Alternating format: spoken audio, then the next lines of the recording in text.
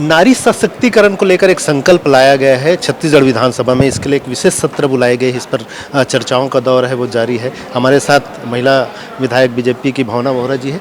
किस तरह की संकल्प और इसकी जरूरत क्यों आनी पड़ी? देखिए, निश्चित तौर पे महिलाओं की भागीदारी राजनीति में शुरू से बहुत अच्छी रही है। छत्तीसगढ़ की बात करें, चाहे हम केंद्रीय स्तर की बात करें, छत्तीसगढ़ का जो इतिहास रहा है, बहुत सारी महिलाओं ने एक इतिहास पंच से लेकर के पार्लियामेंट तक के छत्तीसगढ़ से भी उन्होंने रचा है और एक आवाज़ बन करके सदन में जहां भी वो पहुंची हैं, बहुत स्पष्टता के साथ अपने विषय रखी। और इससे बड़ी खुशी की बात क्या हो सकती है कि केंद्र में हमारे प्रधानमंत्री जी के माध्यम से महिलाओं को प्रतिनिधित्व करने का 33% का आरक्षण जिसको देने की बात की गई थी लगातार, जिसे कांग्रेस अपने कार्यकाल में 70 साल तक टालती आई है, बहुत दृढ़ता के साथ हमारे प्रधानमंत्री जी से लाने का प्रयास किया। जिस तरीके से विपक्ष ने इसका विरोध किया, बिल का समर्थन नहीं किया कांग्रेस और इंडी गठबंधन ने, तो महिलाओं ने उसे भी देखा है और बहुत दुख होता है जब जिस तरीके से महिलाओं को पीछे रखने के लिए विशेष तौर पे कांग्रेस पार्टी जिस तरीके से लगातार काम करती है, सिर्फ नारे देती है कि लड़की हूँ, लड़ सकती हूँ, और जहाँ लड़कियों के लिए, महिलाओं के लिए लड़ने की बात आती है वहाँ आरक्षण का विरोध करते हैं।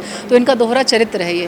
विपक्ष का साफ तौर पर कहना है कि 2023 में आरक्षण बिल पास हो गया है, महिला आरक्षण संशोधन, तो इसमें संशोधन लाने की क्या जरूरत, उसी रूप में पारित लागू कर दीजिए। देखिए, महिलाओं को अगर आरक्षण जल्दी मिलना है तो उसमें कोई तकलीफ क्या हो सकती है? तकलीफ सिर्फ महिलाओं को आरक्षण देने में उस परिवार को है जिनके सिर्फ परिवार की महिलाएं, जिनके नाम के पीछे गांधी लिखा हुआ है, अगर उन्हीं को हर कुछ मिलना है तो बाकी महिलाएं जो इतना मेहनत कर रही हैं फिर उनके लिए कहाँ रास्ता बचता है। लेकिन हम भारतीय जनता पार्टी के कार्यकर्ता हैं और यहाँ पे चाहे एक चाय वाले जो हमारे प्रधानमंत्री बन सकते हैं, तो निश्चित तौर पर गरीब परिवार की बेटी भी आने वाले समय बहुत ऊंचाई तक पहुँच सकती है और यही हमारा नारा भी है। इसकी टाइमिंग पर सवाल उठा रहा है कि राजनीतिक लाभ के लिए, क्योंकि 5 राज्यों में चुनाव हुआ, इस दौरान बीच में लाया गया, तो कहीं ना कहीं इसको लेकर हम भारत में रहते हैं और हमारे देश में लगातार हर साल कहीं ना कहीं चुनाव है। अगले साल आप देखिए 2027 में 5 राज्यों में चुनाव है, तो अगर साल भर चुनाव चलना है, 5 साल चुनाव चलना है, तो कभी तो समय देखना पड़ेगा ना।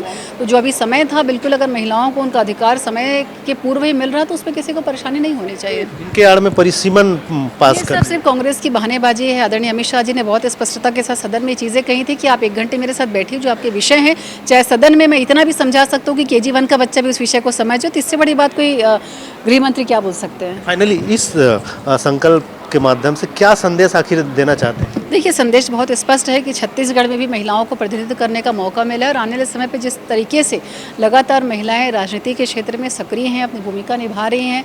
हमारे आदरणीय विश्वदेव साय जी जिस तरीके से महिलाओं को लेकर के, चाहे मतारी वंदन योजना, विभिन्न योजनाएं जो लेकर के आए हैं, आगे आने वाले समय में छत्तीसगढ़ को भी इसी तरीके से लगातार महिला सशक्तिकरण और महिला प्रतिनिधित्व करने का मौका ज़रूर मिलेगा।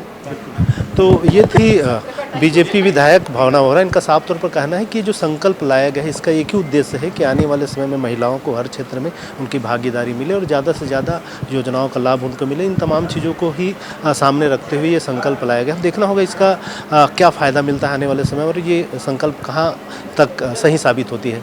कैमरा पर्सन दीपेश के साथ स्वराज एक्सप्रेस के लिए रायपुर से दिलीप साहू।